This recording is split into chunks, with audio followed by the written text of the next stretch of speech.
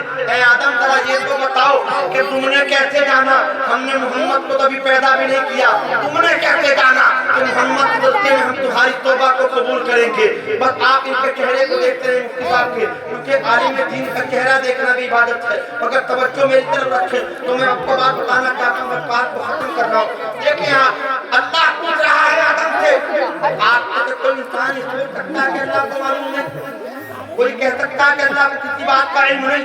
اللہ سب باتوں کا علم رکھتا ہے، سب جانتا ہے۔ مگر آدم سے پوچھ رہا ہے، آدم تم بتاؤ اپنی زبان سے تم نے کیسے جانا؟ محمد کو تو پیدا بھی نہیں کیا۔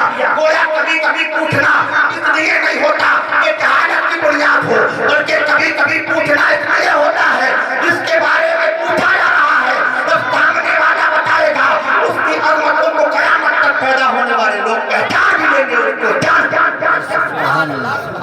اس کے بارے میں پوچھا جاتا ہے، اس کی عظمتیں بتانا مقصد ہوتا ہے، اس کی رفعتیں بتانا مقصد ہوتا ہے۔ اس وجہ سے اگر کوئی اعتراض کرے کہ نبی نے پوچھا مطلب نبی کو معلوم نہیں، تو اس سے کہو کہ اللہ نے بھی تو پوچھا کہ اللہ کو معلوم نہیں۔ کہنا پڑے گا ارے رسول اللہ بھی جانتے ہیں، اللہ بھی جانتا ہے۔ اگر اللہ جان کر کے بندے سے پوچھ سکتا ہے تو رسول اللہ بھی جان کر کے اپنے غلاموں سے کوئی بات پوچھ سکتے ہیں۔ مگر اللہ کا حبیب بھی جانتا ہے، اور اللہ کے حبیب کے جاننے پر جو دلیل ہم پیش کرتے ہیں اس دلیل کی روشنی میں اللہ بھی جانتا ہے۔ آپ دیکھیں اللہ نے پوچھا اے موسیٰ تمہارے ہاتھ میں کیا ہے؟ موسیٰ علیہ السلام ہاتھ میں ڈنڈا لے کر کے جا رہے ہیں، عصا لے کر کے جا رہے ہیں، اور کوئی دنیاوی انسان ہوتا وہ بھی دیکھ لیتا کہ عصا ہے آپ کے ہاتھ میں، مگر اللہ پوچھ رہا ہے اے موسیٰ یہ بتاؤ تمہارے ہاتھ میں کیا ہے؟ اب موسیٰ کہیں اللہ یہ عصا ہے۔ اب پوچھنا کیوں ہے کہ اللہ کو معلوم نہیں یہ ڈنڈا ہے، اللہ کو معلوم نہیں یہ عصا ہے، جانتا ہے، مگر اللہ نے پوچھا اس لیے کہ اللہ نے پوچھا،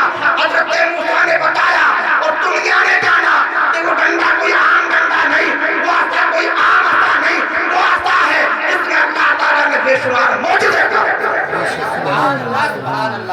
پوچھنا اس لیے تھا کہ اس عصا کی عظمتیں بیان ہو جائیں۔ تو کبھی کبھی پوچھنا جس کے بارے میں پوچھا جاتا ہے نا اس کی عظمتیں بتانا مقصد ہوتا ہے۔ جہاں اللہ نے پوچھا آدم ذرا یہ بتاؤ تم نے محمد کو کیسے جانا؟